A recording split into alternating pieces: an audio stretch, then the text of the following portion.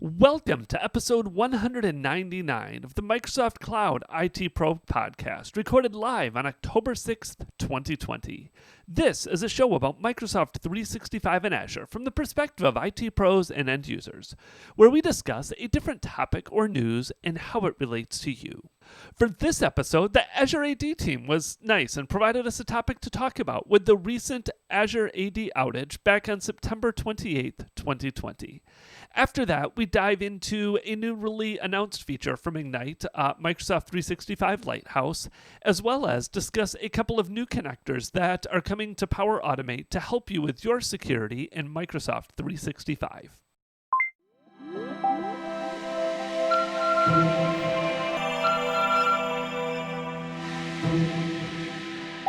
I'm recording Wow. episode 199. You shouldn't do that because then you have to move it around. You screw it up. The dates are wrong. It's a lot of commitment, Ben. I have committed this episode to 199 because I wanted to say 199.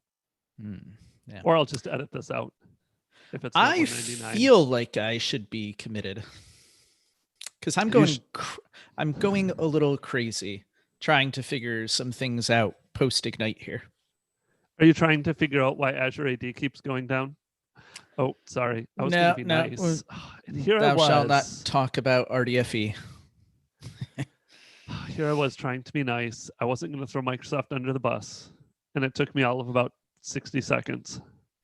Yeah, so it's interesting. I mean, we can talk about it. Azure AD did have another outage, and they had a big one a couple years ago when there was a natural disaster sort of ish event at some of the data centers in South Central US, which is kind of one of the primary locations for some Azure AD infrastructure. And some of this is documented and it's been called out in RCAs and things like that. So say you are you're somebody who resides in the EU. There may be certain pieces of metadata about you that have to come from the US, something like a one-time PIN for MFA when you authenticate through. And that tells you that there is a dependency on some certain regions and some certain services that live in some certain places. So a couple of years ago, I think it was back in 2018. It was almost 2 years ago now, 2018 or 2019. Was it really that long ago already? Yeah, I think it was about 2 years ago. There was flooding. It was during a storm. There was lightning strikes. There were some outages that were associated with that for physical equipment. So like generators had to be shut down. And yeah, it just led to effectively a global outage for Azure AD. Right. And it was like cascading failures too. It was like one thing led to another, led to another, led to another. And yes. Yeah, it's a thing, right? So you try and roll the service over, and if all your traffic that was going to the server under your desk suddenly has to go to, the server under somebody else's desk, all the routing and everything that goes into that, plus just that influx of traffic that, was probably not expected in that system, and your ability to scale become pretty important. And Azure AD is a pretty critical component of Azure and Office 365 and Microsoft 365, all of these things, right? It is the identity provider for the Azure portal. It's the identity provider for the management plane of Azure. So if you're trying to do an operation through the REST APIs or through the client tooling like the CLI or PowerShell, you got to go through Azure AD to do that. You can have other relying parties in there, like you could do ADFS or Okta or Ping Federate or something like that. But ultimately, the one IDP that rules them all for all these Microsoft services is Azure Active Directory. And when it goes down, it can be a little painful. And it's not too bad if you already have an authentication token. So you've already authenticated to the service and you can be authorized through whatever authorization mechanism needs to kick in. Like in the case of Azure, you hit Azure role-based access control, Office 365. You might have your role cached, depending on if it's an Azure AD role or a 365 specific role, whatever it happens to be. Now, if you don't have a token or your token has expired, then you are having what is referred to as a no good, very bad, horrible day. Yes. And I had one of those. So I was actually wrapping up a presentation on the Monday that it happened.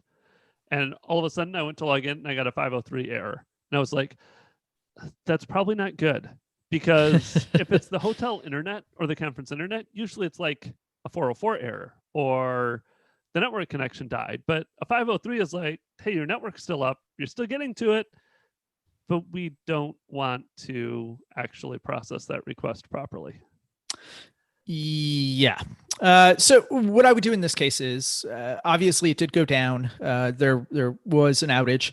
Microsoft is fairly transparent about bringing forward RCAs around these events. So kind of getting an official root cause out there, and also explaining what not only the current mitigation is, but what a forward-thinking mitigation could be around those. So in this case, because it is Azure AD, it's an Azure service, you can go find the RCA on the Azure status history page. I encourage everyone, like, if this impacted you, go read this now while it's still on this page and before it ages out. But you're looking for tracking ID SM79-F88. And I'll put a link to the status page in the show notes. That kind of, it should be the first event on the page until or if something else happens along the way. But long story short, there was a service update that was going on. That was, and the way updates roll out is they roll through multiple rings, right? Like most of us are familiar with deployment rings inside things like Windows and Windows Server. Same thing happens inside of Azure services and Office 365 services. You kind of start with that canary ring or that tightest ring that you can. Maybe that's an internal like dev ring, and then you let it filter out from there and get to where it needs to be. Anyway, that service was targeted to an internal deployment ring. It caused a crash when it started up in some other Azure AD backend services. And it turns out that there was a code defect, like there was a squirrely path that you could go down in what's called the Azure AD backend safe deployment process, or the SDP system. And that defect actually caused that deployment, which targeted an internal test string and a crash of some Azure AD backend services, to deploy directly into the production environment. So it just kind of totally bypassed the existing validation processes that are in place, and it got out there. So to mitigate that, you've got to go ahead and obviously revert it. Like, you've got to get that bad code out of there. But it turns out that potentially there's other things that get corrupted along the way, like deployment metadata. Maybe you have to manually roll back some of those other services that initially crashed. And that stuff just takes time, right? To go reboot the servers, find the right impacted things, bring them back up, make sure that the management plane can come back up, and then that all these other external services like login.microsoft online and things like that can get back to where they need to be. Yeah. And that was the interesting one about this one, watching, because we were at this conference. This was like day one of the conference, and everybody. Well, you were at a conference. I was in my hidey hole. I was at a conference, and it was like day one, and everybody was hoping it was going to be back up by the next day. And we saw things like, we've identified it. We think it's due to this change. We're rolling back the change now. And then the next status update from, I can't remember if it went out on Twitter. So if you don't follow the MSFT365status.com or MS365 status Twitter account, and the next update was like, we rolled back the changes and it didn't fix the issue. And at that point in time, I'm like, this usually isn't good when they go like initiate their automated rollback and it can't fix it. And if you do go look at the RCA, they explained that happened due to the corruption, and they actually had to manually update the configurations instead of using their automated rollback process. So it was interesting, to say the least. Yeah, all up, it was an outage of about 3 hours, and it occurred at an unfortunate time, right? Like deployment times, they're all listed in UTC and the RCA, so you're coming in at what 21:25, yeah. So about 9:25 UTC, and that's like 5 p.m. and over here in the East Coast, no good. Yep. Yeah, it was not. Yeah. But so it's all back. It's all back. Sometimes you don't know what's going to break until it breaks. So again, I would go back to, this was an outage. Was it bad? Yes. Do things need to be improved? Yes. Will things be improved? Yes. Did you actually have to hop in your car, hop on a plane, or do anything to drive to a data center to fix it?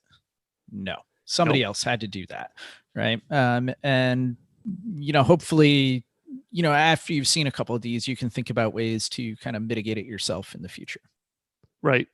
Some additional redundancy so this doesn't happen. The interesting thing is I did see some of the status updates too, is it was starting to affect some of the gov tenants too, which usually when it hits commercial, it doesn't hit gov as well. So I don't know what happened there, or if it was just a few random gov tenants, but yeah. Stuff. What are you going to do? It's cloudy. Yes. It was funny. So when all this happened, one of the I threw some random comics in my presentations, and one of the things, it was one to the effect of the only thing that you need to be scared of when it comes to the clouds is lightning. And then Azure AD went down, and then it brought back all the lightning memories of when it went down 2 years ago. And it's like, well, maybe you really do have to be scared of lightning with the Microsoft Cloud. But yeah. Anyways, like you said, it's all back. Overall, at least it wasn't like 8 hours. It was, 3 hours is still it's an outage, but I consider that a relatively short outage for how major it appeared at the time it happened. Yeah. Stuff. Along with that, we have some news we can talk about too. We don't need to spend the whole time talking about Azure AD. No? Okay. I sent you a bunch of news articles. Do you want me to pick one, or do you want to pick one? Well, I can certainly pick one. We talked in the past, and I think we gave out the URL to the network connectivity dashboard inside of the Microsoft 365 Admin Center. So there was no kind of native link to get to that. You had to know the URI that it landed on. That is officially launched, and it's out now. So you can just go into your admin center. It should be available worldwide now. Go to health and then network connectivity, and you don't need to keep track of special URLs or anything like that anymore. No, and the article does say that it's still preview. It's like a broadly available preview. So I think, like you said, it's available everywhere. It's available no matter what ring your tenant is on, but technically it's still like a preview page or something. Yeah. Under health, there's a network connectivity link now to pull up the Microsoft 365 network connectivity. It's essentially a dashboard to give you insights about the connectivity within your various clients to your tenant. Yeah. So there's some cool stuff in there that I didn't notice before. One was the office location identification. So if you enable Windows location services on your client machines, that telemetry that goes through to Microsoft 365 from those clients, that can be detected.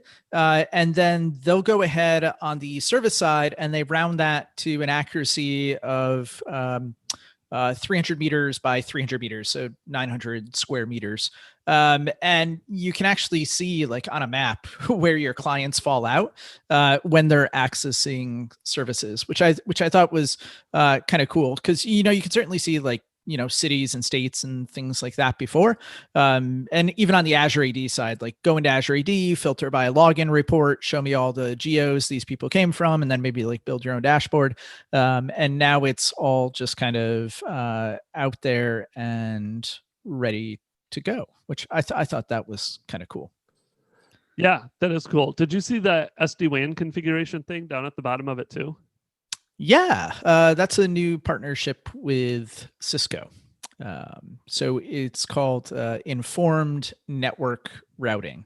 It will allow SD-WAN branch routers to select the best possible path for that Microsoft 365 destined traffic, which is kind of cool. It's kind of cool. Yeah.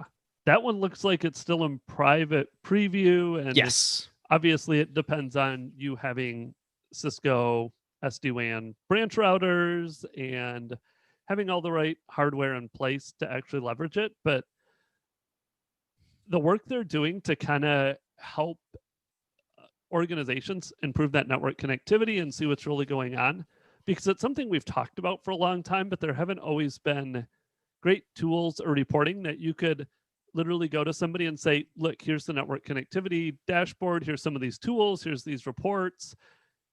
Let's go fix this so we can give our end users a better experience. Yeah. I wonder how much of this continues to be related to get your clients on the internet as soon as you can. Yes, exactly. That as much as you say it, that seems to be missed way more frequently than it should be. Turns out, who knew? Yes. So there was another one that kind of relates to, indirectly relates to this. I got excited about this.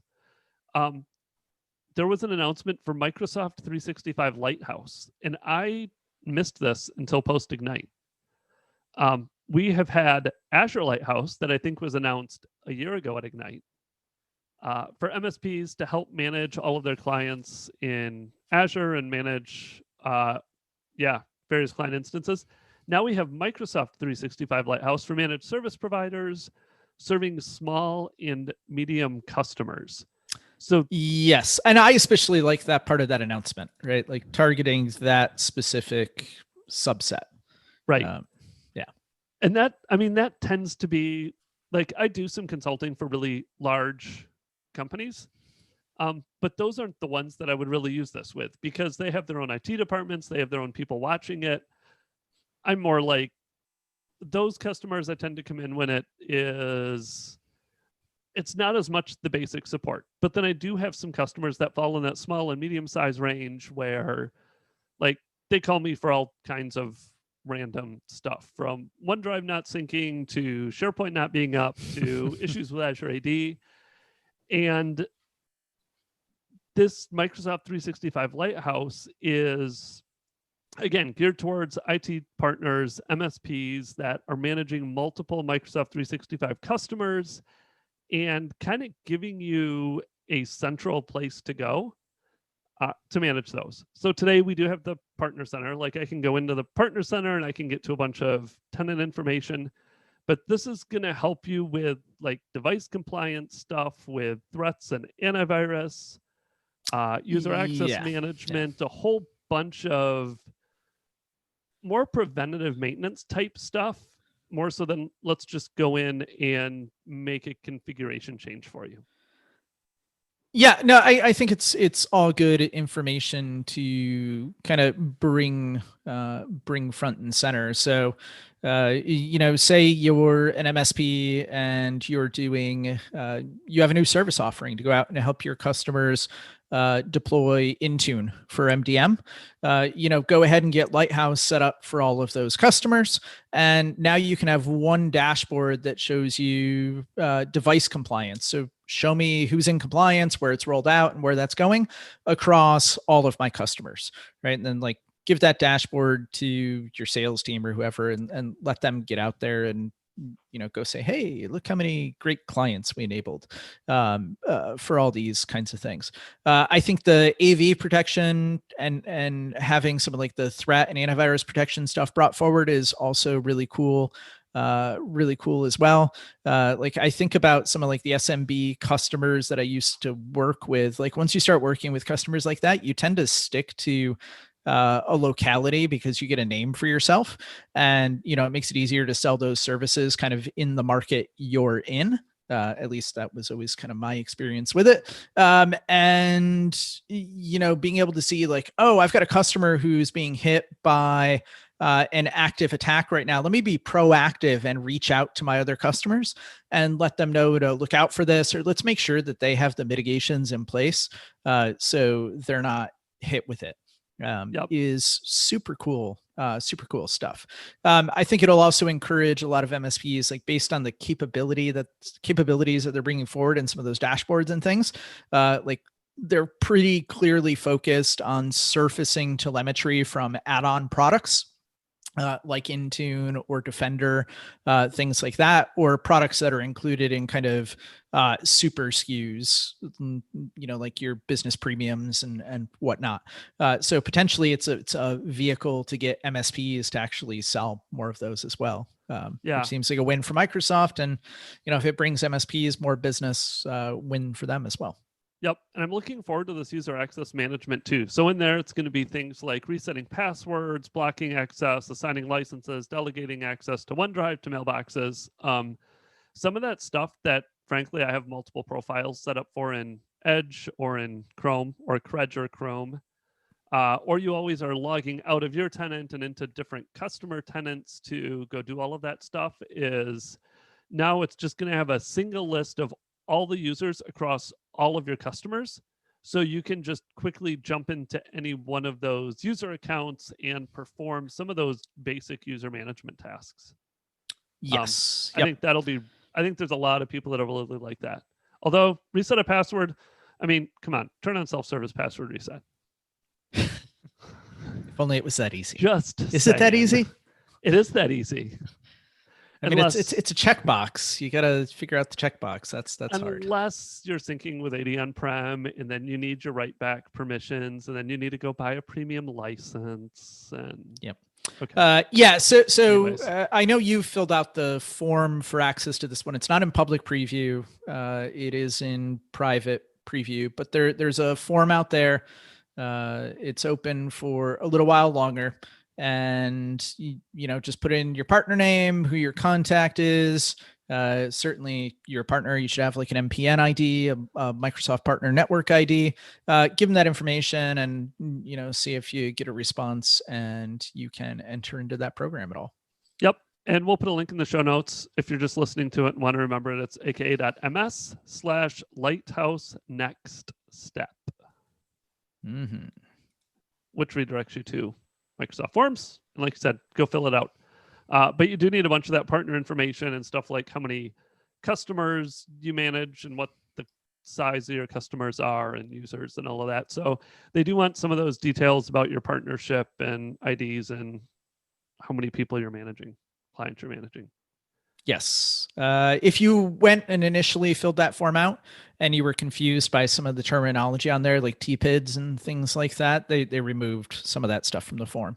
So it should be a little bit easier if you're just like a partner CSP, like a direct CSP, things like that, to get it filled out. Nice. So I have another announcement that was, well, I have a couple of them I should go to. I'm going to go to this one because this one was kind of interesting to me. And it didn't show up on the Microsoft 365 blog.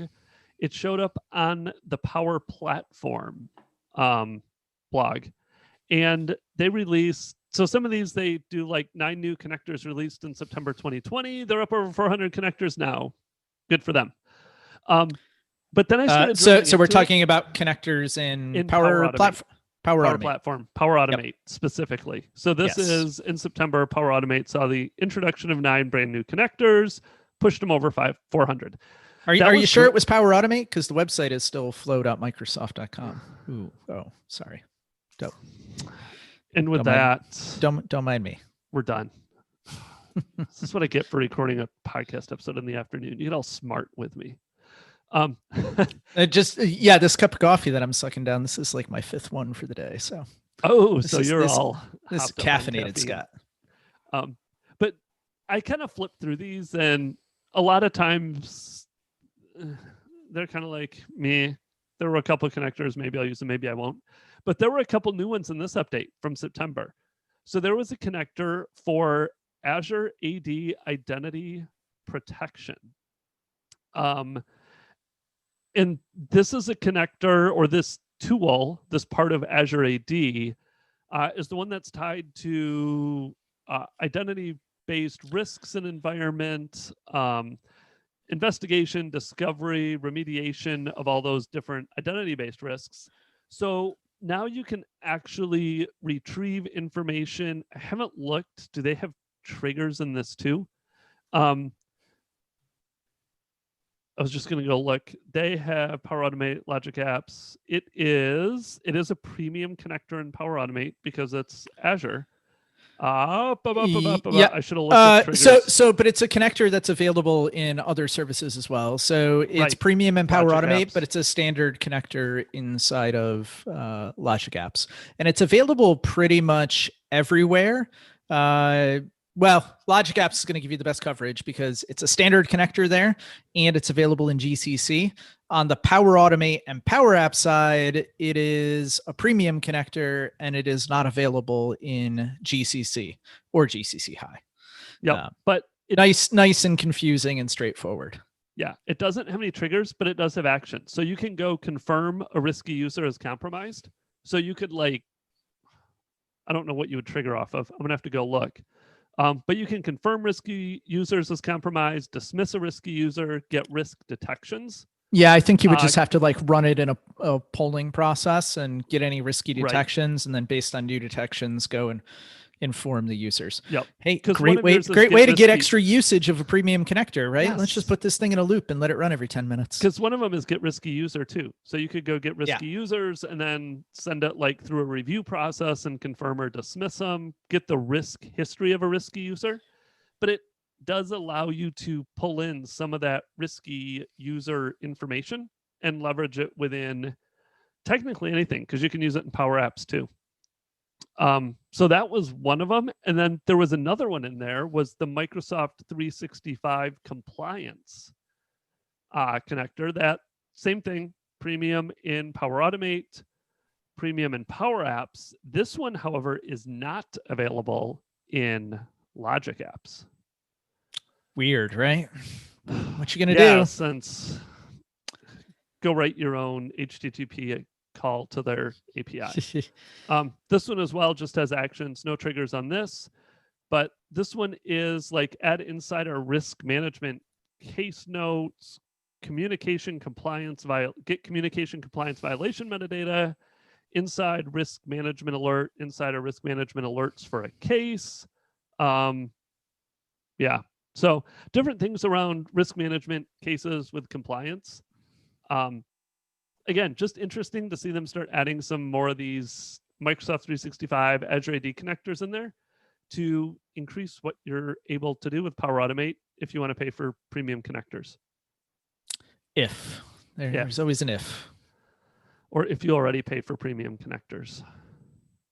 So those are just a couple new interesting tidbits I caught from Power Automate, because sometimes some of that stuff sneaks out and doesn't get picked up in the typical Microsoft 365 blogs or news. Yes. We should do a little follow-up too before we end. We talked about SharePoint syntax and kind of speculations on pricing around that because it hadn't been released. That has been released and is out and about as well.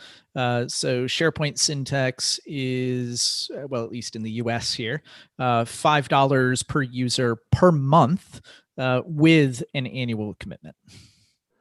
And it is available. Where did I see? I saw it. It's available as an add-on to E3s as well. I don't have it. We can go find it. Maybe it's in the FAQ. Manage metadata, model, roles, machine training. I don't know where it went. Somewhere I saw the licensing, but it's essentially an add-on to almost all of the plans. You don't have to be at an E5 to have this as an add-on to your Office 365 environment. Yes. I don't know where that went. I had it at one point in time. But I did go in and look in that same conversation, Scott. Remember we were talking about how much it costs you per user? We were getting up there for you. Like, you know, once we cross $100 per user per month, it's like, I am not up there yet, but I did go in. I am 57 for Microsoft 365 E5. I'm 12 for my domestic calling for my PSTN phone number. So I'm up at 69. I am another 12 for advanced communication, which gives me, I don't necessarily need it, but I like to have everything lit up. But it's a whole bunch of additional Teams functionality that's really geared towards organizations way bigger than I, but I want to have it on. So that brings me up to what, 69, 79, 81. And then $5 for the SKU for Syntex is intelligent content services. So that gets me up to $86 per month per user within my environment. You're getting there. Do you feel like you're living the dream yet? No.